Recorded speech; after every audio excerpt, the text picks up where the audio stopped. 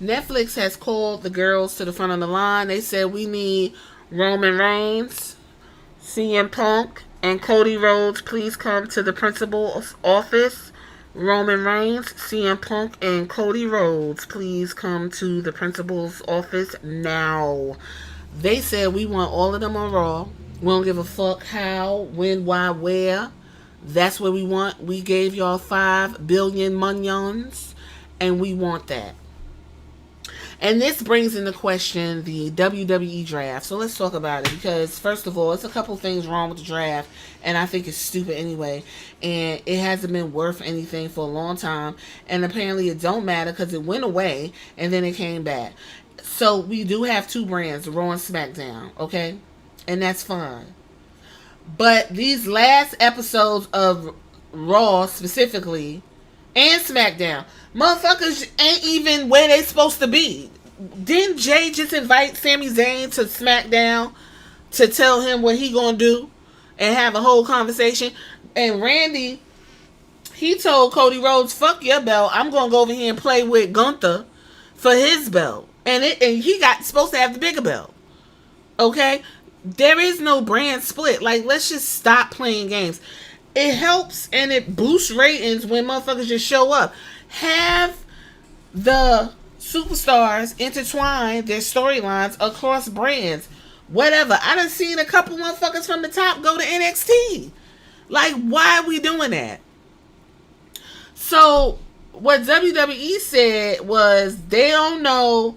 They gotta do their little shit spiel and see who gonna be where. Listen, shareholders, stakeholders, whatever you want to call, they're the ones that are looking for a return. And if that means that you're going to have Cody Rhodes show up on Raw and then he's going to be on SmackDown and you're going to have fucking, I don't know, Roman Reigns mixing it up on Raw and SmackDown and all these people going back and forth, then that's just what it means. Or leave Roman Reigns over there, leave Cody Rhodes over there. And SmackDown, that could be the place where opportunities come to bloom. Remember, they had SmackDown, it wasn't no stars on SmackDown. You had the SmackDown 6. I think that was like Eddie Guerrero, the guy, Benoit, shit. Was it Rey Mysterio? And y'all know the rest. It wasn't no stars over there. Them motherfuckers made that show. Even though SmackDown was supposed to be for The Rock.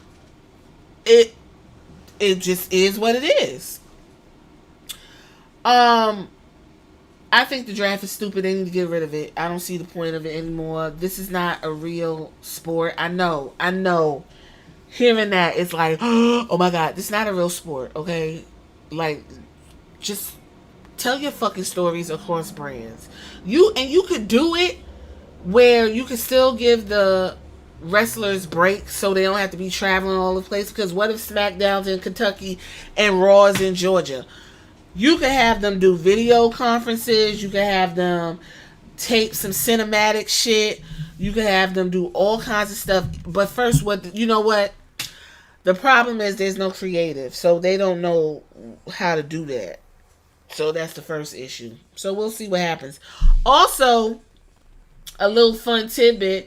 Apparently, down to the Saudi Arabia, they wanted the Ultimate Warrior to come on down and get it in with the people down to the Saudi Arabia for the crown jewels. I didn't know that.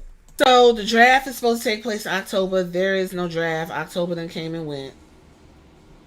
Just don't fucking bother. Just have people turn up and do what you want to do. And the only time the draft really was at play is when we had Survivor Series. But y'all, Triple H turned that into his own little fucking playground and his war games. And we don't get the traditional brand versus brand, which I kind of miss. I ain't gonna lie to you. I ain't gonna hold you. I miss it. But it is what it is. So y'all tell me, do you think that they should keep the draft and like hang it up and have these people go across brands like they are doing now and be more creative with their interactions and shit via satellite, cinematic movies? You can have people calling people. Remember, Roman Reigns went on the show and Paul Heyman literally was on the phone with him for like 5 months. So like, you could be creative with these people.